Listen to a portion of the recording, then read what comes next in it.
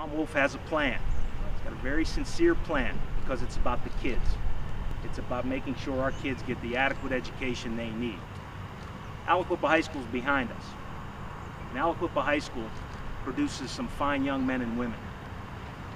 Their administration, their teachers, their board, but most importantly, their kids recognize how important a good, solid education is. It's up to the state and local taxpayers to determine just what type of education they're going to get. But it shouldn't be about the zip code.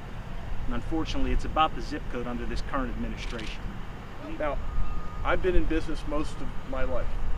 And if we don't invest in education, if we don't figure out, and I understand there are different ideas as to how we get to the end, if we don't get to that end of delivering on the promise of a good education, if we somehow convince ourselves that this is not important, we're not going to have a good society. We're not going to have a good democracy.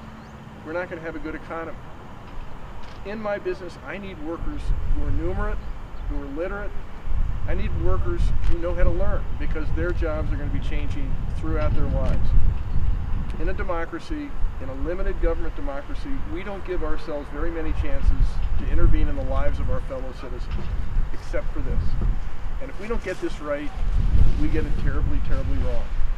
So I support a severance tax, partially because I want to make sure the gas industry is a partner with Pennsylvanians, and I think a 5% severance tax, which would raise about $1 billion, would be a great thing for the gas industry. But it would also be a great thing for this project, for education. It would help us restore the funding that was cut. It would help us reaffirm education as a priority in our Commonwealth. That if we're going to do a few things, let's make sure we get at least this one right. One final thing, we have got to recognize that this is a public, not a private good. This is not something you can turn over to somebody else and say, you know, I'm going to be indifferent to the choices you make in education. This is actually a public good. I'm from York County. I actually care about what goes on in the school here in Aliquippa. Because if the kids here don't get a good education, my life is going to be diminished. If they get a good education, the probability is my life is going to be made richer. And they care about the education my two daughters got in the public schools in northeastern York County.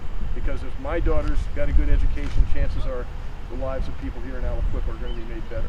So we've got to recognize this as a public good, something we all share in funding, something we all share in the outcome. We all share in the consequences of not doing this right.